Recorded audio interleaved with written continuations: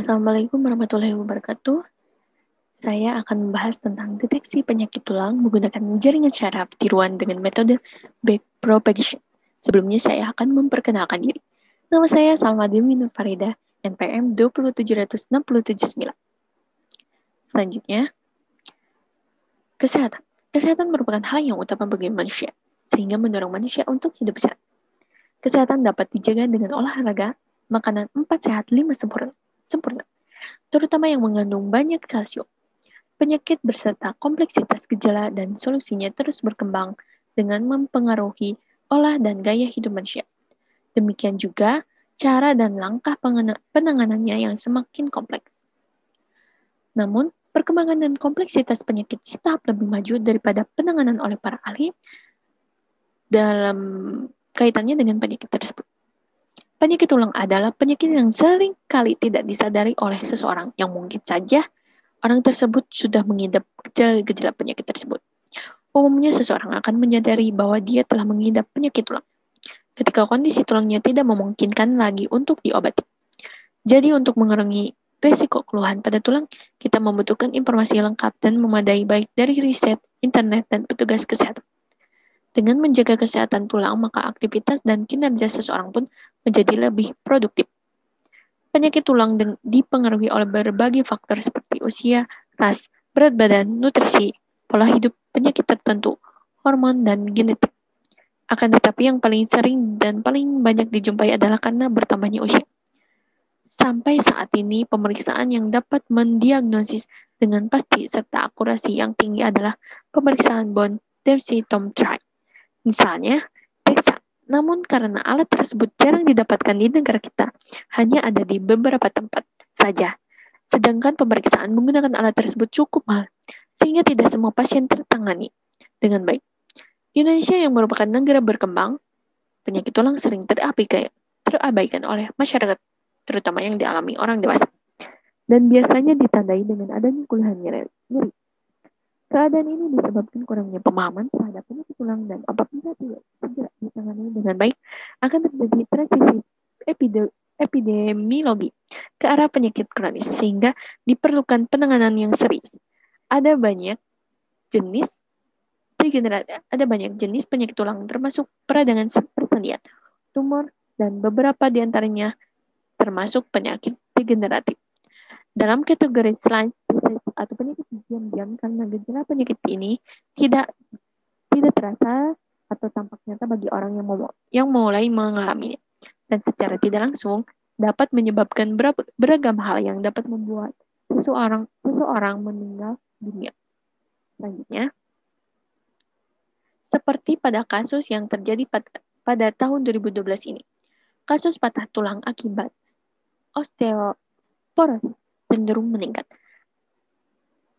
Oleh karena itu, di sini akan menjelaskan mengenai cara kerja pembuatan alat backpropagation.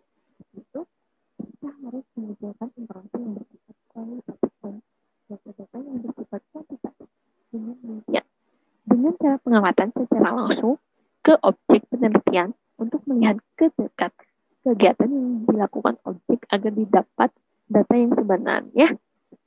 Data yang dibutuhkan terdiri dari data gejala jenis penyakit, solusi pengobatan, dan patologi penyakit tulang. Pada tahap implementasi, rancangan formulir dibuat menggunakan Borland 2.0 antara lain sebagai berikut. Menu utama merupakan interface pertama kali yang terlihat ketika program dijalankan. Pada program ini terdiri dua menu utama, yaitu menu utama user dan hit. Yang kedua, submenu jaringan atau disebut JSF. Formulir ini menampilkan formulir untuk dapat diakses pakar dalam mengolah pengetahuan pakar seperti penyakit tulang, gejala, penyebab, solusi, dan basis akhir. Selanjutnya ada formulir menu input data pasien, yaitu untuk menambahkan data pasien yang dibutuhkan ke pasien. Selanjutnya input data pasien, yaitu menambahkan data pasien yang berfungsi menambahkan data pengetahuan penyakit yang dibutuhkan ke pasien. Selanjutnya,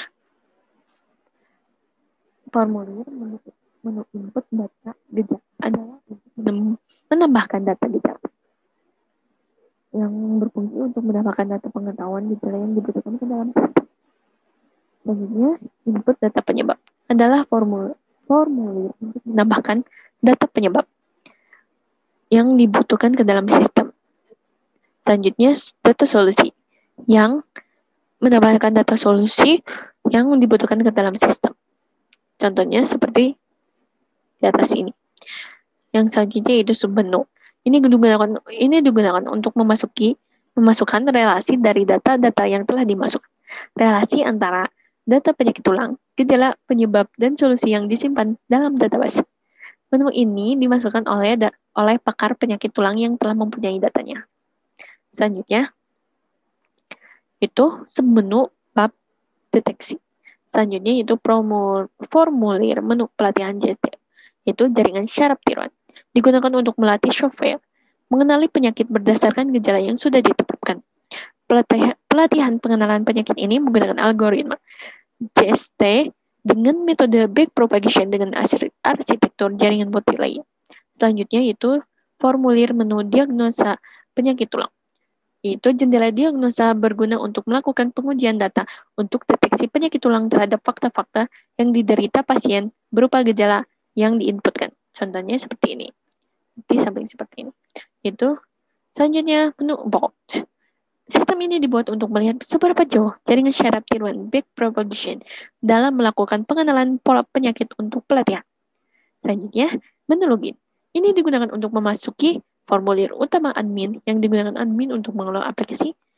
Berikut ini adalah gambar dan kode program untuk melakukan administrator. Ya. Ini. Selanjutnya. Jadi kesimpulan yang dapat diambil berdasarkan hasil jaringan syaraf tiroid untuk mendiagnosis penyakit tulang dengan menggunakan metode backpropagation. Di antaranya, yang ke-1, jaringan syaraf tiroid sudah mampu mendiagnosis sesuai dengan data masukan dan data latih yang diberikan sesuai dengan hasil pembelajaran jaringan. Algoritma backpropagation yang digunakan untuk mengatur bobot dan dapat merespon dengan baik data latih. Dan karakteristik data latih hampir sama. Berdasarkan pelatihan yang dilakukan, maka penerapan jaringan syaraf tiroid adalah pola yang terbentuk dapat mengidentifikasi pola yang ada tersusun dari salah dan benar ditentukan menjadi 0,05, perubahan nilai alfa adalah 0,1, 0,3, 0,6, 0,9, dan jumlah neuron 42 hidden layer. Fungsi aktivasi yang digunakan adalah fungsi logik, sigmoid binary, dan metode pelatihan yang digunakan adalah trial and error. Akurasi tes aplikasi ini adalah 90% dan kecepatan pembelajaran alfa adalah 0,1 dan 42 neuron tersembunyi. Aplikasi yang diajukan dapat digunakan untuk pengenalan pola penyakit tulang dan dapat memberikan solusi yang cukup akurat berdasarkan hasil diagnosis. Menurut hasil pelatihan, hasil diagnostik dapat dihasilkan informasi yang dapat digunakan sebagai pengobatan dan konseling alternatif penyakit tulang. Itu saja yang saya bisa sampaikan. Apabila banyak kesalahan atau pengucapan atau kata-kata yang tidak benar, mohon maaf. Wassalamualaikum warahmatullahi wabarakatuh.